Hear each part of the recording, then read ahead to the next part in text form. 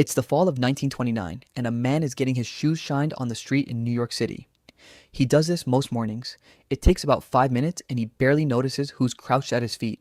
But this morning is different, because the boy shining his shoes starts talking. Not about the weather, about stocks.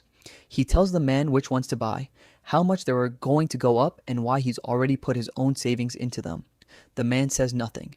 He pays, he walks away, and within days he has sold nearly everything he owns in the stock market.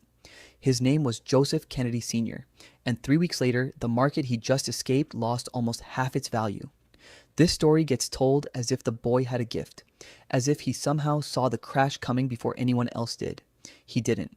What he actually revealed was something far more useful and far more repeatable than a lucky guess. To understand why this 5-minute conversation mattered, you have to understand what the stock market had become by 1929. It wasn't just for bankers anymore, it wasn't just for the wealthy. Throughout the 1920s, buying stocks turned into something closer to a national hobby. Brokerage firms opened offices in small towns that had never seen one before. Radio programs discussed the market like it was sports. And the real accelerant was something called buying on margin. You didn't need the full price of a stock to own it. You could put down as little as 10% and borrow the rest.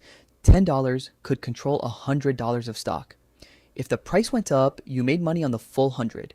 If it went down, you were wiped out just as fast. By some estimates, roughly 1 in 10 American households had some form of exposure to the market by the late 1920s, a huge jump from a decade earlier, and an enormous share of that money was borrowed.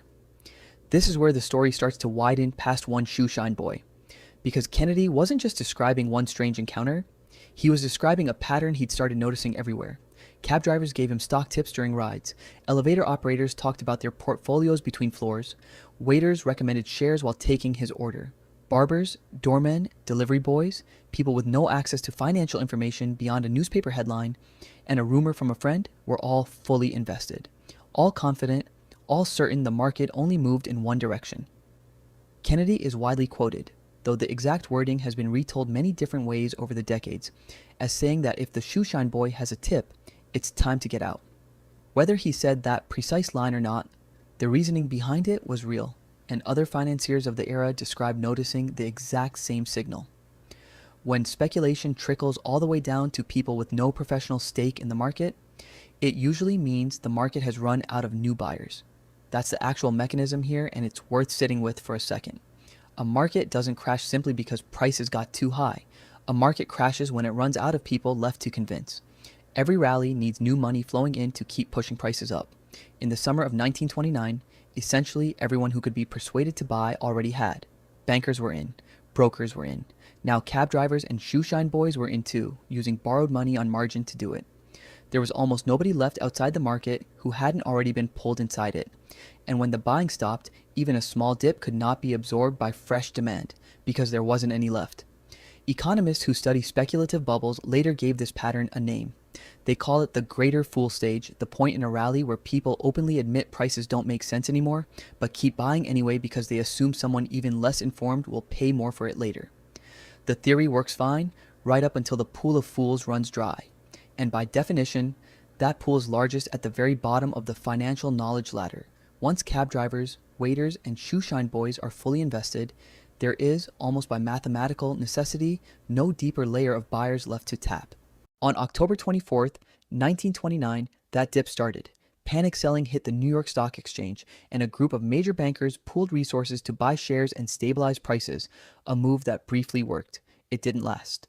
On October 29th, now remembered as Black Tuesday, over 16 million shares were traded in a single day, a volume the exchange's own equipment could barely process. Ticker tape ran hours behind the actual trades. Investors watched numbers scroll by that were already stale, with no way of knowing how much worse things had gotten in real time. By mid-November, the market had lost roughly 40% of its value from its September peak. Fortunes built over years disappeared in days, and because so much of that money was borrowed on margin, the losses didn't stop at the stock price. Brokers issued margin calls, demanding investors put up more cash immediately or be sold out entirely. People who thought they were wealthy on paper discovered they actually owed money they didn't have. The crash didn't stay contained to Wall Street for long either. Banks that had lent heavily against stock collateral found themselves holding worthless paper.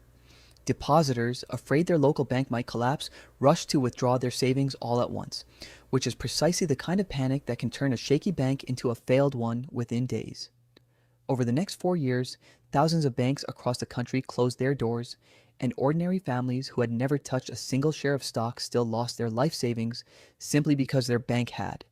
The Shoeshine Boys' confidence and the eventual closure of a small town bank in Kansas or Ohio were, in the end, connected by an unbroken chain of borrowed money and misplaced certainty. Kennedy avoided almost all of it. He'd already sold most of his holdings before the crash, and some accounts suggest he even profited by betting against the market on the way down. He went on to become one of the wealthiest men in America and later the first chairman of the Securities and Exchange Commission, the agency created specifically to prevent a repeat of what had just happened. There's something almost too neat about that irony. The man who escaped the crash by listening to a shoeshine boy later wrote the rules meant to stop the next one. But here's the part of the story that usually gets lost. It wasn't really about the shoeshine boy at all. It was never about one person having a secret piece of information. It was about what his confidence represented. A market where the least informed participant is fully invested and completely certain is a market that has stopped being driven by analysis and started being driven by momentum alone. Nobody was buying because they had studied a balance sheet. They were buying because prices had gone up yesterday and the day before that, and it seemed foolish not to join in. That signal didn't disappear in 1929. It just changes shape every few decades and shows up wearing different clothes. In the late 1990s, it was office workers day trading tech stocks on their lunch break, certain that any company with .com in its name was headed straight up.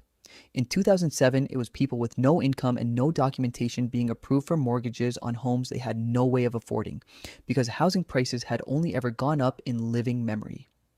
In 2021, it was millions of first-time investors piling into a handful of stocks and cryptocurrencies through phone apps, trading not because of research, but because everyone in their group chat was doing it too. Each time, the underlying signal was the same one Kennedy noticed on that sidewalk. When the most inexperienced people in the room are the most confident, the smart money should be asking who's left to buy. None of this means ordinary people shouldn't invest, and it doesn't mean confidence itself is a red flag. Long-term investing by everyday people has built real wealth for generations, and dismissing all enthusiasm as danger would be its own kind of mistake. The signal Kennedy noticed wasn't enthusiasm. It was universality. It was the sense that an entire population, across every income level and every walk of life, had convinced itself the same trade could not fail. That's a very specific and very rare condition, and it tends to show up right before the floor gives way. So the next time you hear that everyone around you is suddenly talking about the same investment, the same coin, the same stock that only ever seems to go up, it's worth asking the same question Kennedy apparently asked himself on that sidewalk in 1929. Not whether the tip is good, but whether the fact that you're hearing it from someone with no reason to know it means the room has already run out of people left to convince. Kennedy never claimed to be a genius that morning, and by most accounts he never even framed it as a dramatic revelation. He simply noticed something small, took it seriously, and acted on it before anyone told him he was allowed to. That's really the whole lesson hiding inside a story that's been repeated for almost a century as if it were about luck. It was never about a shoeshine boy predicting anything. It was about one man being willing to notice an ordinary moment and ask what it actually meant, instead of assuming, like everyone else on the street that morning, that the good times had no reason to end.